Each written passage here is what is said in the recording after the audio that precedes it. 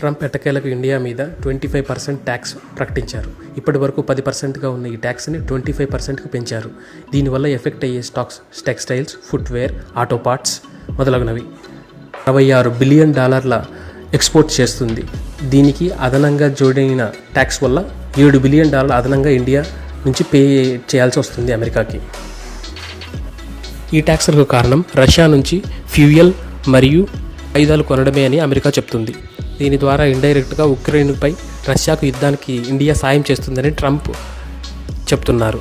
ఈ కొత్త ట్యాక్సులన్నీ ఆగస్టు 1వ తేదీ నుంచి అమల్లోకి వస్తాయని, అలాగే ఆగస్టు 30వ తేదీ వాళ్ళ పర్సన్ ఇండియాకు వచ్చి మళ్ళీ ఒకసారి రీఅసెస్ చేసుకోవడానికి ప్రయత్నిస్తామని ట్రంప్ వెల్లడిస్తున్నారు. ఈ పెరిగిన ట్యాక్స్ వల్ల ఇండియా నుండి ఎక్స్పోర్ట్ అయ్యే ప్రతి వస్తువులో అమెరికా ప్రైస్ పెరుగుతుంది.